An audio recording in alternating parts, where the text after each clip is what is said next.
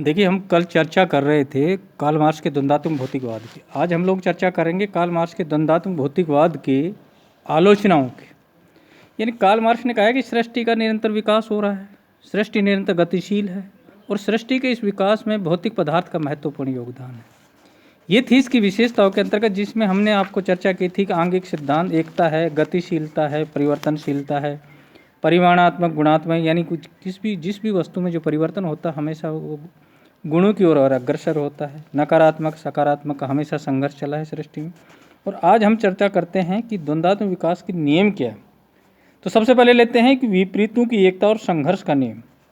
देखिए, मार्क्स के द्वंद्वात्मक भौतिकवाद को जन्म देता है, यानी कि एक ऐसा नियम है कि इससे विकास आंतरिक विरोध से संचालित होता है। जब तक विरोधी तत्व है प्रशुष्ट या संतुलित तब तक परिवर्तन नहीं होता है, किंतु जब एक तत्व प्रबल होने लगता है तो परिवर्तन प्रारंभ हो जाता है।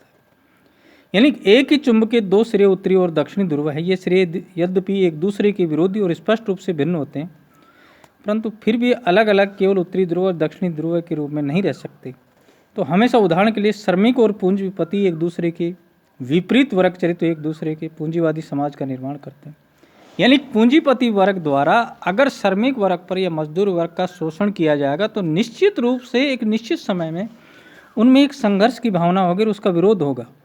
और ये जो संघर्ष है, जो आपस में पूंजीपति और मजदूर का जो संघर्ष है, इसमें फिर एक परिणाम सामने निकल करता है कि एक निषेधक रूप से और एक आधुनिक मध्य में एक संघर्ष को जन्म देता है। उसी प्रकार है परिमाणात्मक से गुणात्मक परिवर्तन। द्वंद्वात्मक भौतिकवाद का दूसरा नियम यह है कि मात्रा में भारी अंतर होने के गुण में भी अंतर पड़ता है। पानी का तापक्रम एक निश्चित सीमा से बढ़ जाने पर वह भाप में परिवर्तित हो जाता है और इसी प्रकार उसका तापक्रम एक निश्चित सीमा से घट जाने पर वह जम जाता है। तो यानी कि भारी मात्रा में अंतर पड़ने से गुणों में अंतर पड़ता है। वैसे वस्तुओं की मात्रा में थोड़े परिवर्तन सदैव होते रहते हैं, तो भी कह सकते हैं कि जो परिवर्तन होता है वो हमेशा परिमाणात्मकता से गुणात्मकता की ओर होता है। इसके अलावा है कि निषेध का नियम।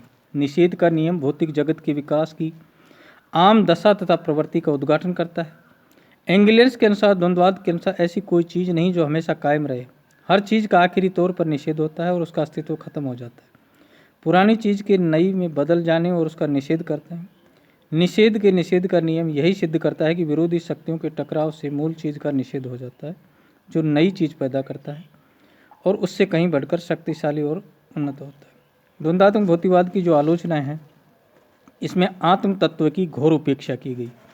द्वंद्वात्मक भौतिकवाद के अंतर्गत केवल भौतिक पदार्थों की विश्लेषण किया गया है और इसमें आत्म तत्व की घोर पे, यानी कि मार्क्स ने पदार्थ और इंद्रियों से प्राप्त होने वाले ज्ञान को ही प्रमाणिक माना है।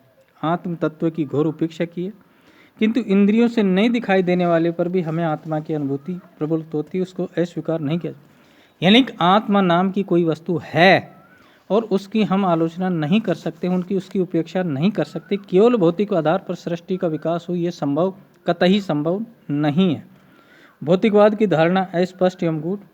मार्क्स ने अपने ग्रंथों में भौतिकवाद की सुस्पष्ट व्याख्या नहीं की है। उसने ये सिद्ध करने का प्रयत्न नहीं किया है कि पदार्थ किस प्रकार गति करते हैं।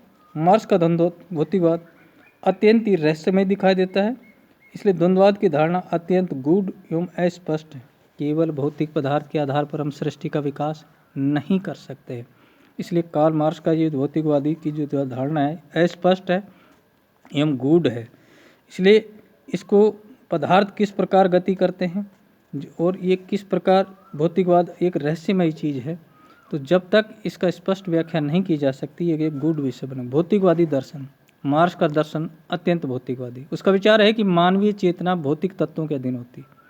मानव जीवन में भौतिक संतुष्टि की आधारशिला मानव जीवन का सर्वोत्तम लक्ष्य है। आलोचकों के अनुसार केवल भौतिकवादी दर्शन के आधार पर एक आदर्शवादी दर्शन की सृष्टि नहीं की जा सकती। वस्तुतः मनुष्य में जो कुछ चेतना, उसी का महत्व उसके क्रियाकलापों से अधिक है।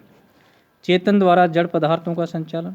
मार्क्स चेतन तत्वों का स्रोत भी जड़ पदार्थों से मानता है, जबकि संसार में सर्वत्र चेतन व्यक्ति द्वारा जड़ शक्ति के संचालन उदाहरण देखे जा सकते हैं। इसलिए जड़ पदार्थों में कोई गति सौम्य नहीं उत्पन्न हो सकती। मार्क्स उसे सौम्य, गतिशील और विकासशील माना तर्कसंगत प्रतीत नहीं होता। तो ये कुछ आलोचना। द्वंद्वात्मक भौतिकवाद का विकास एक कपोल कल्पना। मार्क्स का जो विचार तर्कसंगत नहीं है कि सृष्टि में संपूर्ण विकास द्वंद्वात्मक पद्धति से ही होता है। गेहूं के बीज का अनुकूल परिस्थिति में स्वयं में स्वाभाविक विकास होता है। इसमें किसी व्यक्ति को तब तक वाद प्रतिवाद समान नजर नहीं आता जब तक उसे हीगल और मार्क्स के दर्शन को पढ़कर नहीं समझ लिया। इसलिए द्वंद्वात्मक भौतिकवाद का जो ये विकास है एक कपोल कल्पित कहानी है और जिस के आधार पर हम इसको सही नहीं मान सकते। परमाणु के बजाय दृष्टा मार्क्स ने द्वंद्वात्मक भौतिकवाद की पुष्टि के लिए केवल दृष्टांत दिए, कोई ऐतिहासिक प्रमाण नहीं दिए। ये कैसे मान लिया जाए कि भौतिक जगत में जो नियम काम करते हैं वही नियम समाज में भी लागू होते हैं। अब द्वंद्वात्मक भौतिकवाद का महत्व है कि द्वंद्वात्मक भौतिकवाद के आधार पर मार्क्स उस नए समाज की स्थापना का तर्कपूर्ण औचित्य सिद्ध करने जिसके भविष्य के निर्माण की कल्पना करता है। गतिशीलता के आधार पर पूंजीवाद के नष्ट होने पर समाजवादी मार्ग की पुष्टि। इसलिए हम कह सकते हैं कि देखिए कार्ल मार्क्स का जो द्वंद्वात्मक भौतिकवाद इसके सारांश ये निकल के आ रहा है कि इसमें सृष्टि निरंतर गतिशील है, परिवर्तनशील है, वस्तु में जो परिवर्तन है मात्रात्मकता से गुणात्मकता की ओर आते हैं और यही भौतिकवादी दर्शन का एक मुख्य बात है। यानी इसने दृष्टांतों पर अधिक महत्व दिया है, परमाणु की इसमें विशेष आवश्यकता पर बल नहीं दिया है। अत्यंत भौतिकवादी दर्शन का है, आत्म तत्व की घोर उपेक्षा की है। तो ये जो कार्ल मार्क्स का जो द्वंद्वात्मक भौतिकवादी है सिद्धांत है और इसमें जो महत्व है हम मानते हैं कि एक नए समाज के द्वंद्वात्मक भौतिकवाद से एक निष्कर्ष, हालांकि ये नहीं है कि इसकी आलोचना के बाद इसका कोई महत्व नहीं, महत्व है। आज मार्क्स एक नए समाज की स्थापना करना चाहता है, उसके भविष्य के निर्माण की कल्पना करना चाहता है। वो नहीं चाहता है कि समाज में परिवर्तन होने चाहिए, एक अच्छा समाज बनना चाहिए, व्यक्तियों का विकास होना चाहिए, श्रमिकों मजदूरों का विकास होना चाहिए, पूंजीपतियों का जो एक तरह से प्रभुत्व वह समाप्त होना चाहिए। गति पूंजीवाद के नष्ट हो समाज, मार्क्स पूंजीवाद को नष्ट करके एक समाजवादी समाज की स्थापना करना चाहता है जो एक अच्छी कल्पना है।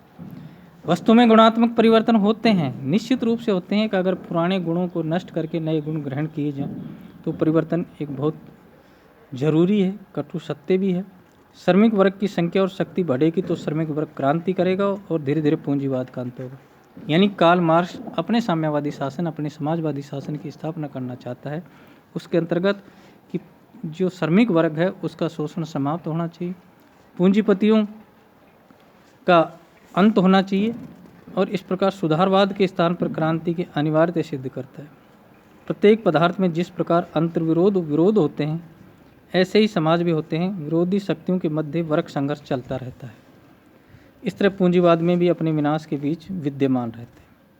मार्क्स धार्मिक रूढ़ियों और धर्माधिकार सत्ताओं के आडंबरों के विरुद्ध भी है। वो जितने इस सिद्धांत भौतिकवाद के सिद्धांत से धर्मनिरपेक्षता की सिद्धांतों को सुदृढ़ किया है। लेनिन के शब्दों में मार्क्स का दर्शन भौतिकवाद है। यूरोप के पूरे आधुनिक इतिहास में और विशेष रूप से 18वीं शताब्दी के अंत में फ्रांस के अंदर इस प्रकार की विचारधारा हैं, संस्थाएं हैं जिनके खिलाफ संघर्ष चला है। इसलिए कार्ल मार्क्स का जो भौतिकवादी सिद्धांत है उसकी हम एक तरह से कह सकते हैं कि उसका महत्व है, ये नहीं है। देखिए उसमें सबसे जो सारांश ही निकल गया भौतिकवादी दर्शन में कि इसमें समाज की जो गरीब तबका है, गरीब वर्ग है, श्रमिक वर्ग है, उसके विकास की बात की गई है, पूंजीवाद के समाप्ति की बात की गई है और एक तरह से समाजवादी शासन की स्थापना पर बल दिया है कि संपूर्ण समाज का विकास हो, केवल पूंजीपतियों का विकास नहीं होना चाहिए, सभी का विकास होना चाहिए।